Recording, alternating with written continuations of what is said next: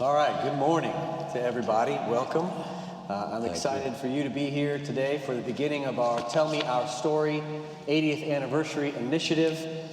I just want to give a little background before we get started about where this idea came from. Back in 1993, at our 50th anniversary, when the church celebrated it, they put together a book called Collected Remembrances. It's a blue volume. Some of you probably still have it in your home, with stories that members had about the church over the past 50 years. And I have used that book many times to bring up stories to my mind about people in the church that were long past before I came as pastor here. And I thought, what better way for us to celebrate our 80th anniversary than for us to do more of that, and to do it in a way that would be modern in the 21st century by having interviews with some of our longtime members and to have it recorded for posterity so that we can share it and keep it and have it for a long time to enjoy as a congregation. This also comes from conversations that Molly Brew and I had over the course of the last year and a half about how our church could rebuild community together and how story has the power to bring us together. And so part of this initiative is that we'll hear stories from our longtime members, and then hopefully those stories will become our shared story together as a community of faith. And it's only in those shared stories that a community is brought together with bonds of love and care. And so I hope these stories that you'll hear today will become our story. And we're going to be doing more of this throughout the year. Sometimes I'll be going out, and they won't be here at church. I'll be going to folks' homes and out to Southminster and other retirement communities. And if you have somebody in your life, or you personally would like to be interviewed during this process, please give me a call and let me know. We'd love to have you as a part of this initiative. So let me just introduce our wonderful group, and they're going to get a lot of chance to tell you more about themselves. But we have Ann Owens, and Ed Williams, and Ted Lucas. Let's give them a round of applause.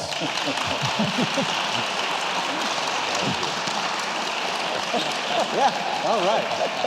Yeah. Someone a little biased in the front row.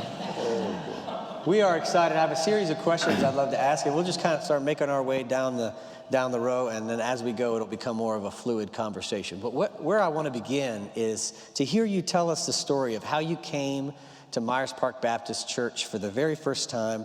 What's that story? And then what was the church like when you got here? Ann, will you start us off? Oh, my. Well, first of all, I think in 1969, women did as they were told. So that's when we came to Myers Park. And I have been a faculty wife. I've never been a minister's wife. And I didn't know what to expect. And at that time, in 1969, our airport was very, very small. And people could walk out on the runway and meet you at the plane. And when we left Switzerland, leaving Raymond there for a year, we brought our daughter Anna. And when the plane landed and the door opened, there was Fred Helms at the bottom of the stairs and walked us to the gate, and inside was a large group of people meeting us. Wow. And that right away I felt something good. As young as I was, in my 30s, I thought this is good for me. And every one of them came by and spoke to us. And I remember Arno Hart, who was German, spoke to Anna in German, and she felt at home, I think, right away. But that was that meant a lot to me when we coming to Myers Park and feeling it helped me. And also, this from the beginning, nobody said, this is what a minister's wife does. Instead, they asked me, is there anything you need? I said, well, I've been studying yoga for 2 years, and I'd like to introduce yoga to Myers Park. And they gave me a room, and with a carpet, and full class, and opened it to outside, and I had a waiting list and one male in the group. Now men are studying yoga, which is wonderful. But to greet someone and let me teach yoga instead of the Bible for me was refreshing, and it was a good beginning. That is refreshing. And you know, I learned recently that you were Mary Lou Buck's yoga teacher. Yes, I was. And that's how she learned yoga, was from you. That's amazing. Ed, tell us your story. Well, let me ask one question. And somebody at the airport had on yellow shoes, as I recall. Do you remember that? Some of the people, someone greeting you, and I thought that was the height of informality. Where yellow shoes, this is the way it's going to be. Exactly. Good. I hope so. Ben, I hope you took note of this. Give up any illusion that you're in charge. It's long gone. You know, it was interesting to me that you left Raymond behind when you came. He didn't take the hint, obviously. He's still trailing you around.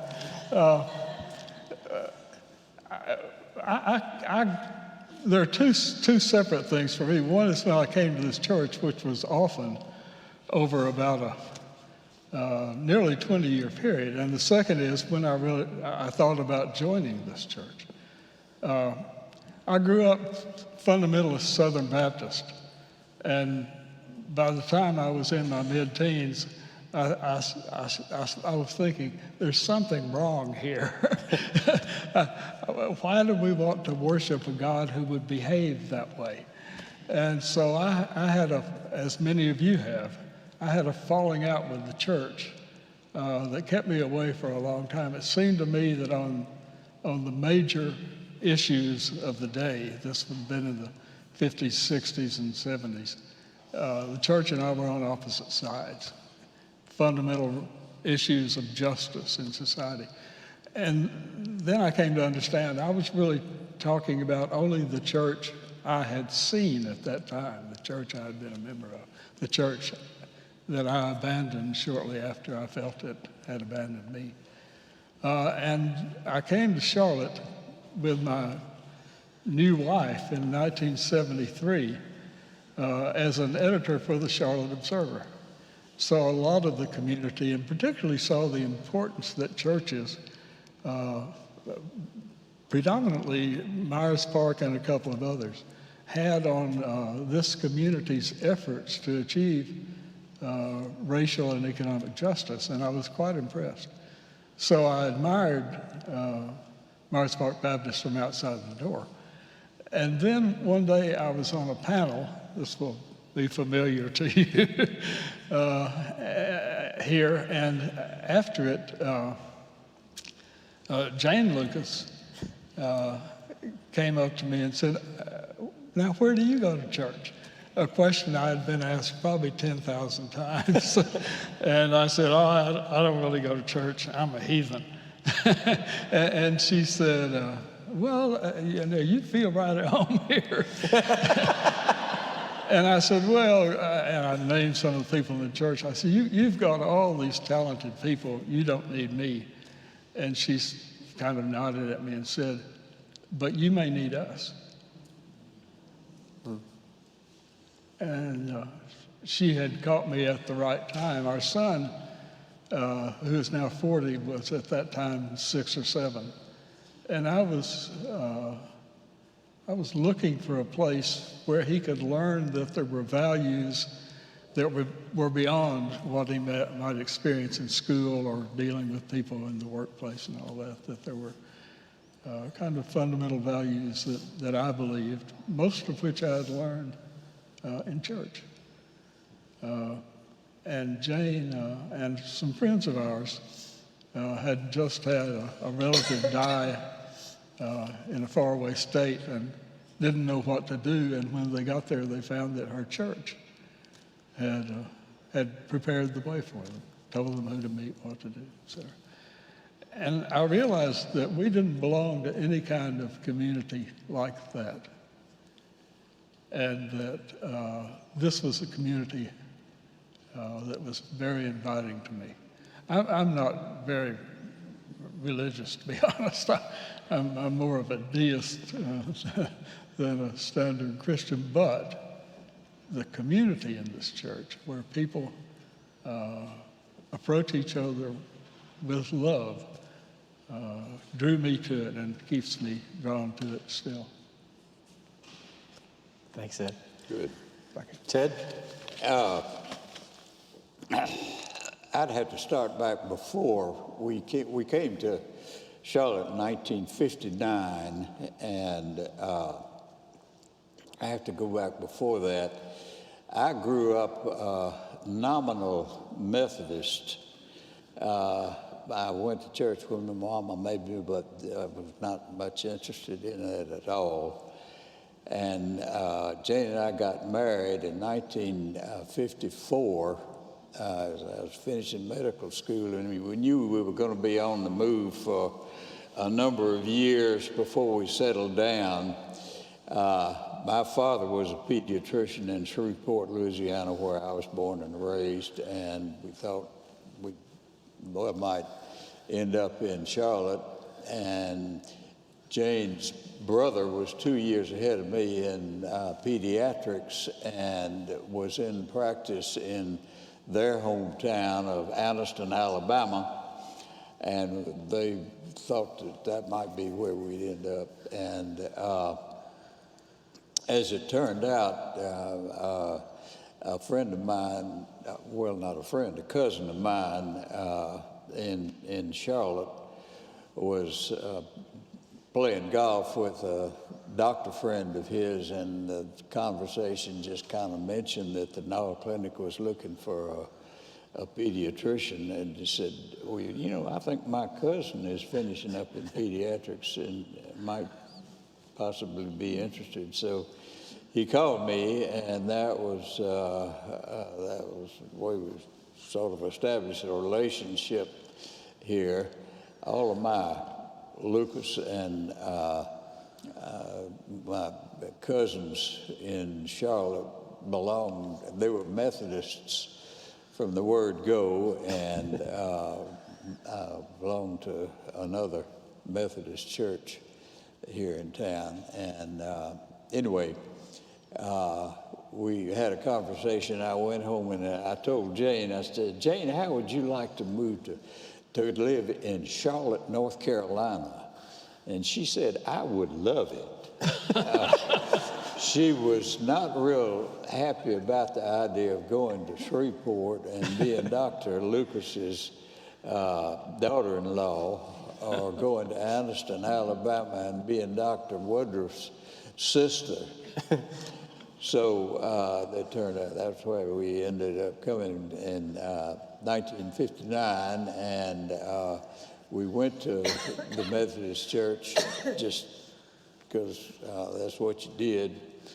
And one Sunday, and then the next Sunday, we had just one child at that time, or two, they had the baby. And the next Sunday, we came to Myers Park Baptist, and Dr. Marney was the minister then, and he swept both of us off our feet, really. It was real interesting. And that was a very moving experience, our first visit to the church. And one evening, right after that, maybe Monday or Tuesday after we had been here, the doorbell rang one evening after supper, and it was raining outside, and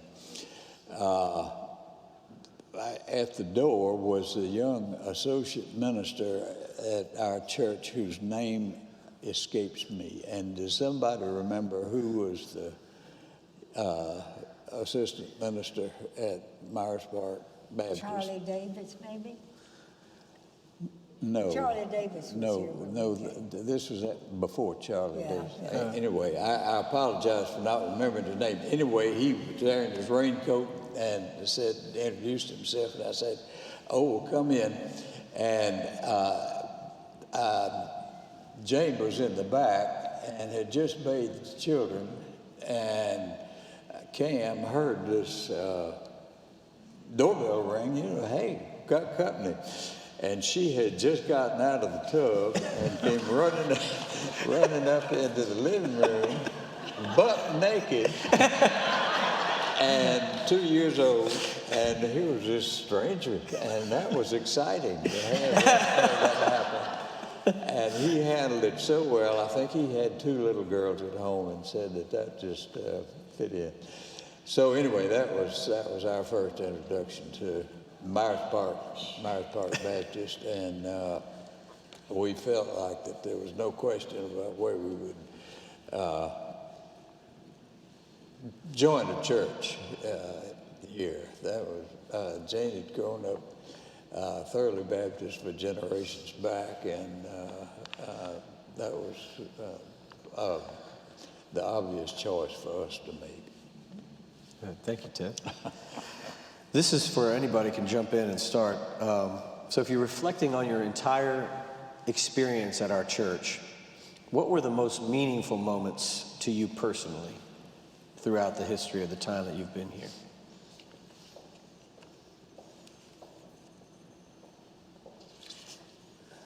For me,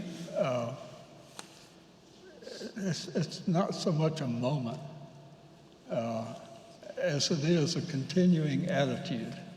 And that is, we really are open to all new light.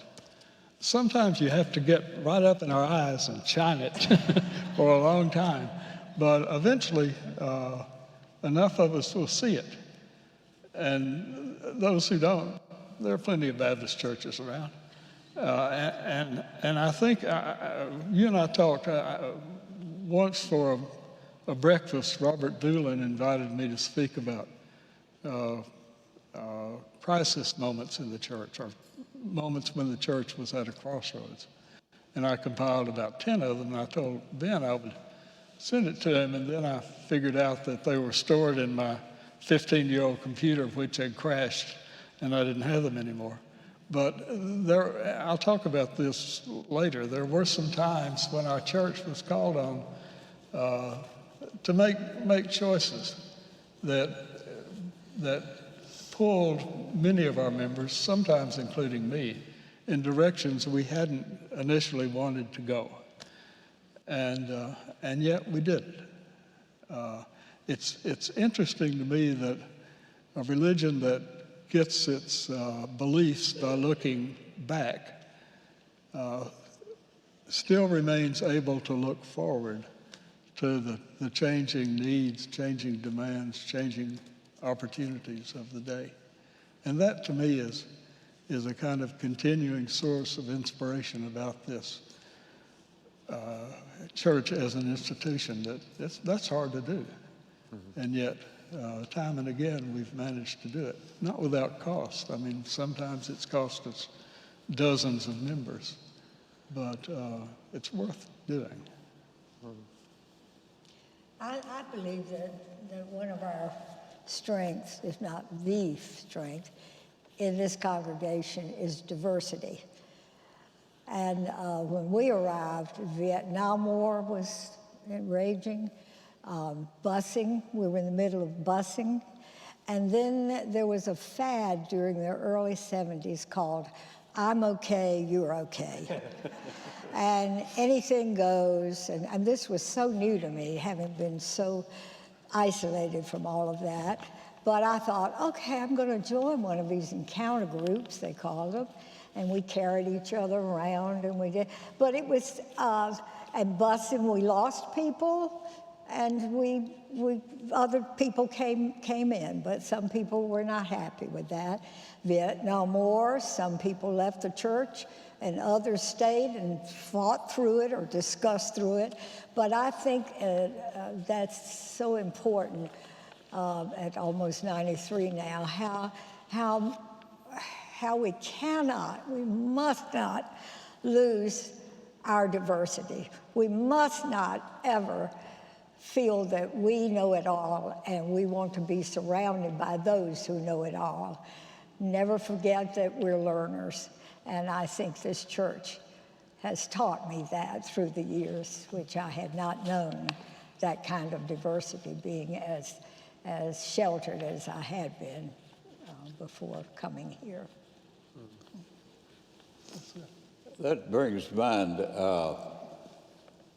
I hadn't really thought about this part of it, but one thing that was very important to me early on was to go to Green Lake, Wisconsin. Has anybody else been to Green Lake, Wisconsin? Yes. Good, a few people. This was the American Baptist Conference Center. And this was, of course, very deep Southern Baptist country here, and that was sort of foreign territory for us to be there.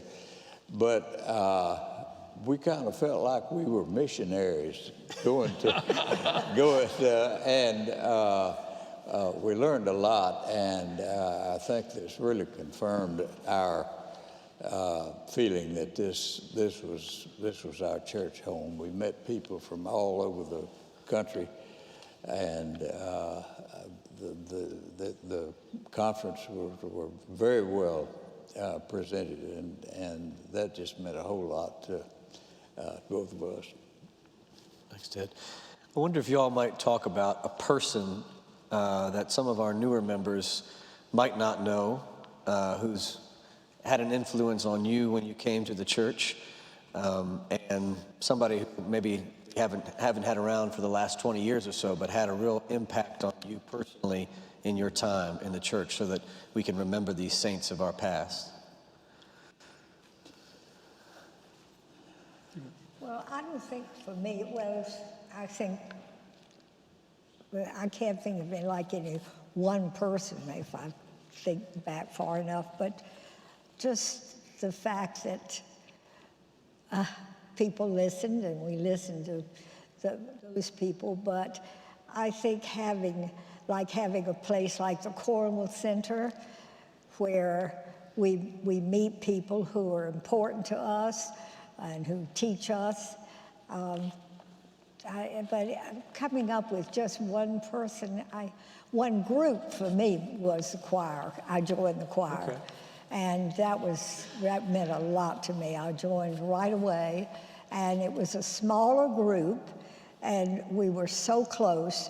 And as Ted was talking about going to Green Lake, we had choir retreats, and that I think was very good for me, really was. Find a small group. One name that comes to mind to me is Carrie Dowd. I don't know how many people here remember Carrie Dowd, but he was one of these larger-than-life people, not only physically, but intellectually, mentally. And I think that everybody felt like he was sort of the pillar, or a very important pillar of the congregation during his time here. I think his father had been in the church, hadn't he? What'd you say? Carrie Dowd's father. He could have been, I don't know. I'm not sure. Anyway, that was good. Quite a person. He was, just really full of himself,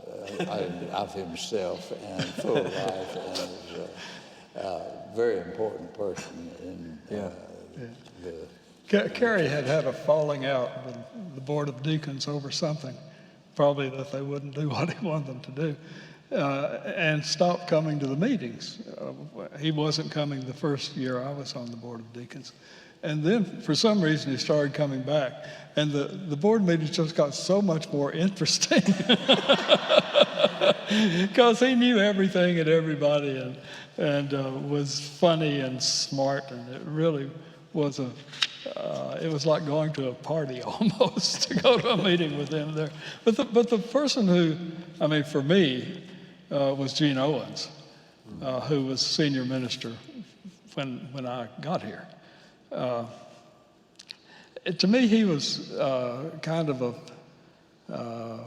a living symbol of the wildness of the church, for good, good sometimes and for ill sometimes.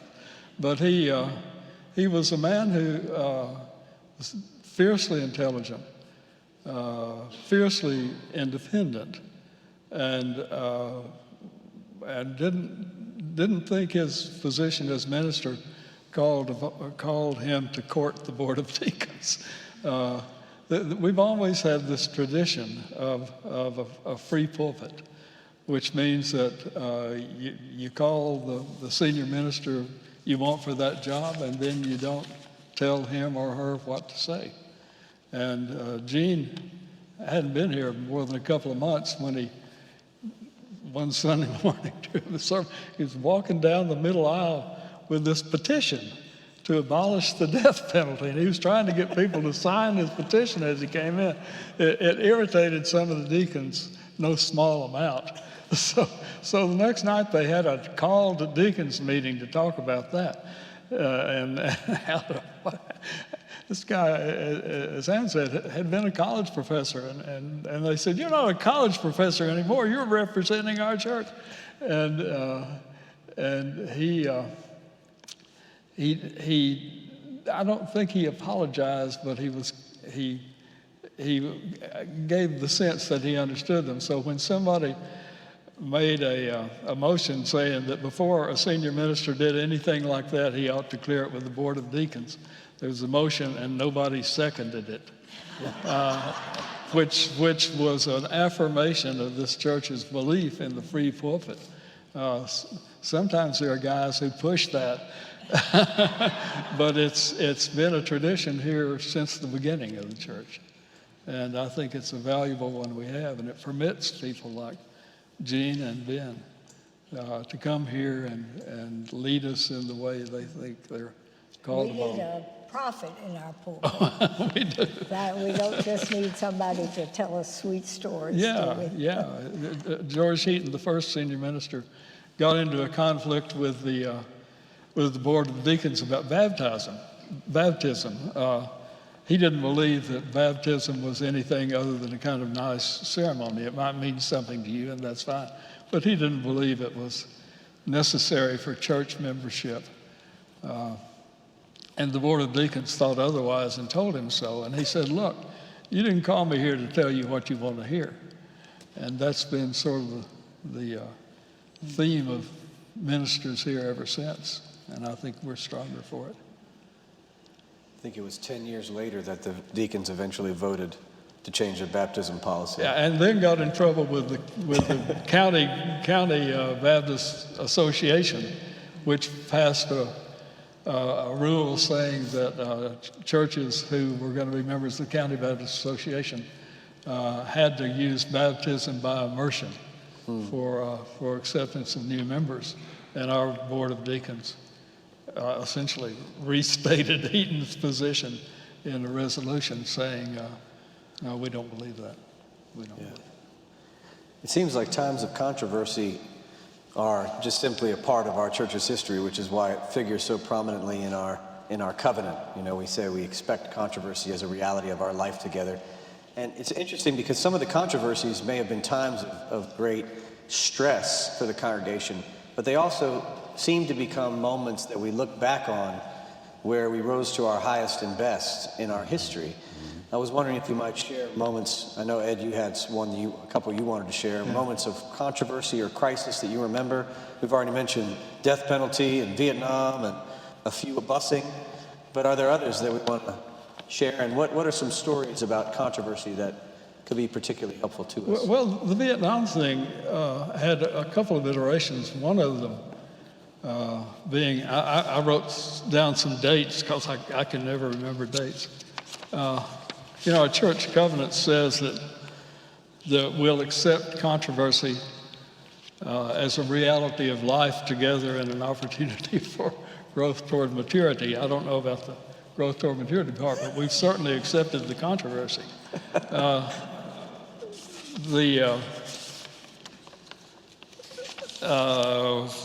Vietnam was particularly good one, I thought. It was in 1969. War was raging, and the national anti-war movement called for a nationwide moratorium to protest the war and asked churches to be involved by ringing their bells on a certain Sunday.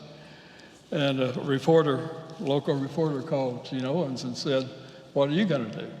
And Gene had been kind of, against the war, but hadn't really made it a big issue. And he finally decided, well, I guess I ought to do this. And he said, yeah, we'll be ringing our bells too. And the Board of Deacons, I don't know if batshit is a theological term, but we're kind of batshit over his doing that. It should be a theological term. They said, you can't do that. Those are not your bells. They're the church's bells, and you can't declare church policy. That's what the Board of Deacons does. So Gene apologized to the church the next Sunday and said he wasn't apologizing for his position, but essentially for his presumption that he could do that. And what he knew he needed to do was to get some bells of his own, so when he wanted to ring them, he could. The next day he showed up at his office, and there was a collection of bells on his desk. Members of the congregation had brought them in and put them on his desk. And at the end of the year, the chair of the Board of Deacons sent him, I am told, a large bottle of whiskey with some little bells attached to it, and said, drink this and ring these damn bells anytime you want to.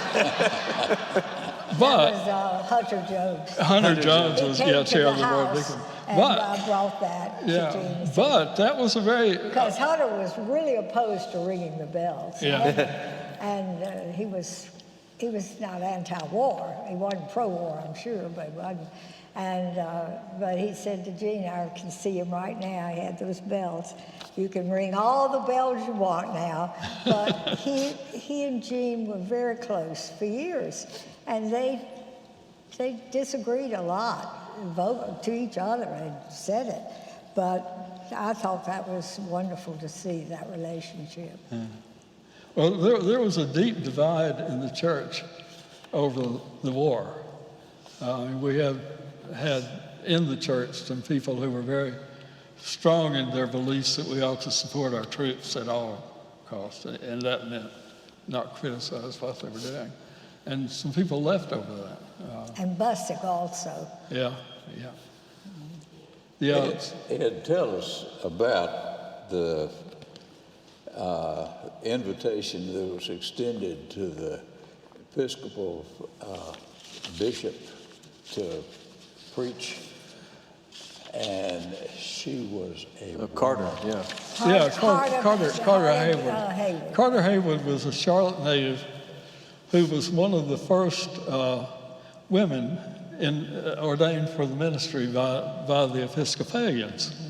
And I think a group called the Women of the Church invited her to speak. They invited her one year, and it was to speak several months later. This was in 1978. And they invited her near the end of the year, and in the middle of the next year, and then she was to speak in November of the next year, I think. Gene Owens followed up by saying, well, if you're going to come speak, why don't you preach a sermon on Sunday morning?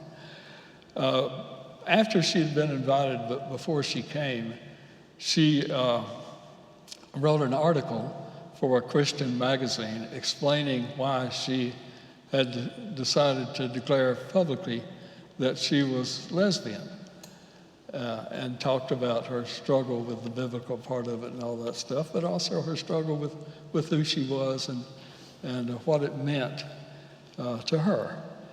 And of course, that was a long time ago, and attitudes in the Christian world were decidedly anti-homosexual by most churches, and they weren't here. And the women, so a lot of people were afraid it would hurt our church, would hurt fundraising, that sort of stuff, and wanted the women of the church and Gene to withdraw the invitation, and they refused to do so. Gene had 2 points. One was the freedom of the pulpit. He had invited her to preach. That was his prerogative. And the other was that if you were going to ask her about her sexuality, you would have to ask every speaker who came about their sexuality, which was an endeavor he did not wish to participate in. so June, she was speaking November, so for months, the controversy raged on, not just in the church, but in the community.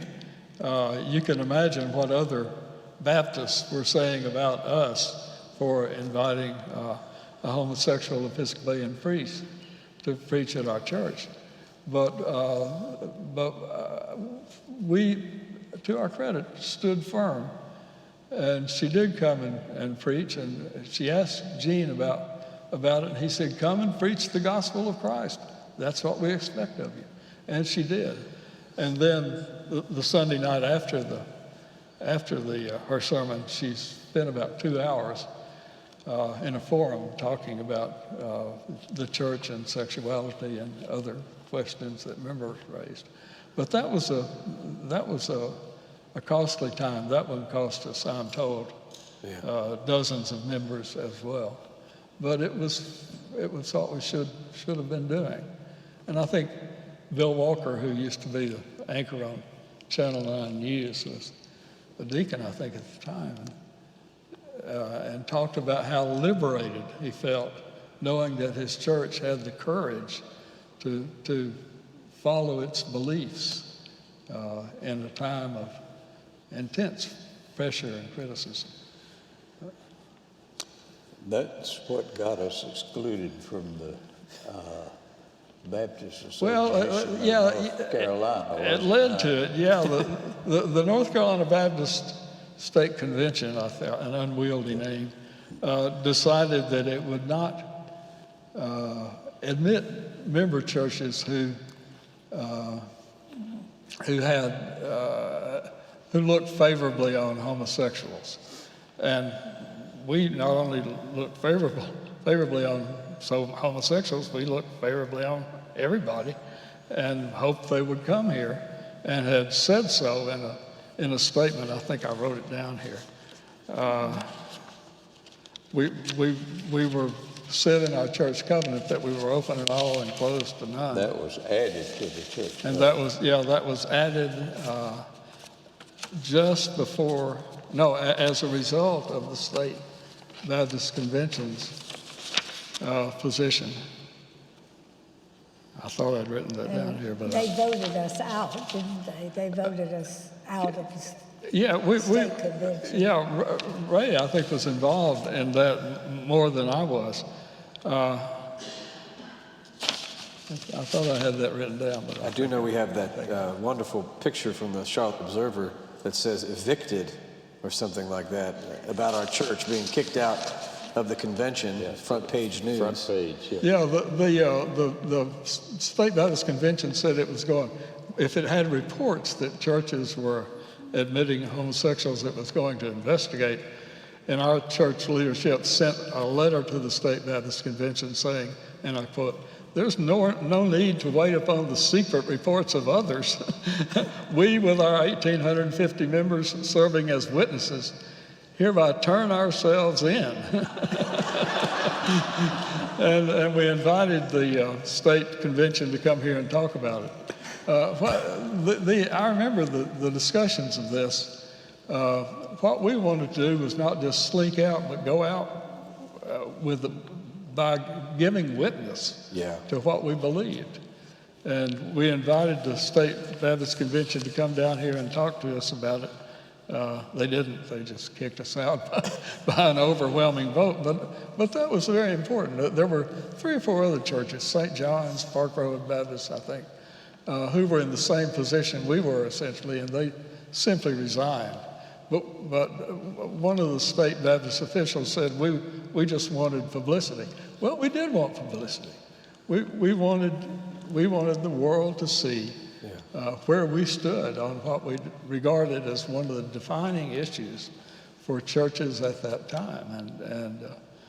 and we did it. And eventually we created a statement to go along with that.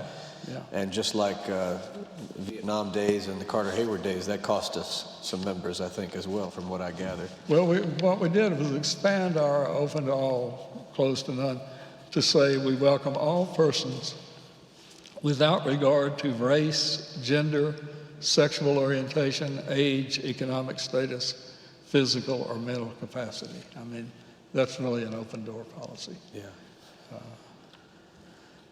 Well, we could go on for hours more. This has been an incredible conversation, but I'd love to finish up our time together with each of you sharing what you would have as your biggest hopes and dreams for the future of our church.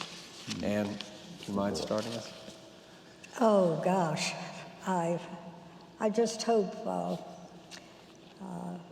we will always believe in the separation of church and state, which I think right now is very important because it's not happening in the more conservative groups. Their politics is getting in, and then the far right is becoming more fascist in our society anyhow.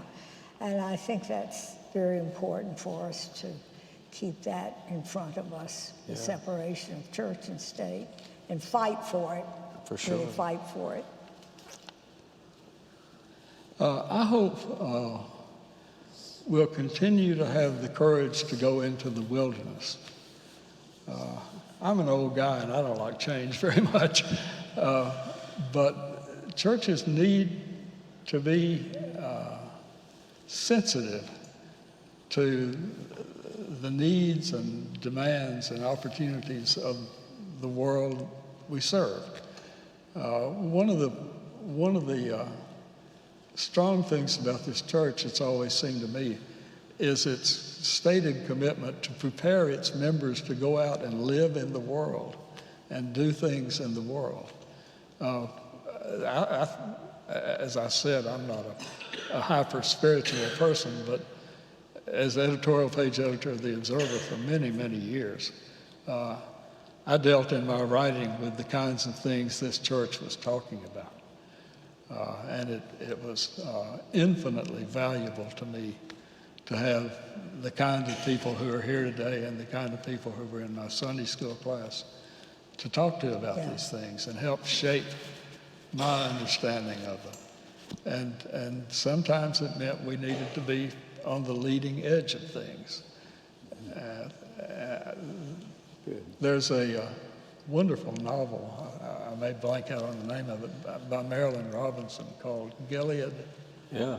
And it's one of the characters in it is an elderly minister who married a younger woman and had a child. And he knew he wouldn't be around to guide his son's maturity into adulthood. And he was trying to think of what he hoped for him. And he said, I pray that he will be brave in a brave country, and that I pray that he will find something useful to do. And I think this church kind of lives its life in connection with that feeling about how we view our And I connection. think we should be well aware that the children are watching and the children are growing and they're listening, and it gives them this freedom to express themselves. And a good example of that is when Jerry, I don't know whether you all remember Jerry Hoganacre in the choir. Well, his son John is an amazing man now and always has been. But I remember sitting out in the congregation and John was sitting there and we were voting on something and he was maybe 10 years old, 11 in there somewhere. And everybody, you know, everybody yay, say yay, everybody yay, everybody no. And John stood no. And that just, it was so wonderful to hear because he felt so free to do that. And nobody embarrassed him. He sat down. And our children, they're sharp. Our children are so sharp. And they hear things going on. And they listen to controversies. They do in their home, and they're certainly going to do that in their church. I That's think amazing. Look at who John has become now. You know, he's a famous actor. Those of you who don't know, John was the Dilly Dilly King in the Bud Light commercials, and as the car commercial with the truck and the cat, and he was also in Jack Ryan, and he was also in Dope Sick, which was a really important show. So he's gone on. And I heard he was kind of a hellion in youth group here back in the day. But look what he's gone on to be now. He's an incredible person. Yeah. That's good. I think at this point, I would mention that we not forget about the old folks. I've become one of them, and I think it's real important that we still are as active as we can be in the life of our church. And I think that this is something that everybody's well aware of, and I just celebrate that. Yeah. Thanks, Ted. Will you give a round of applause to our panel?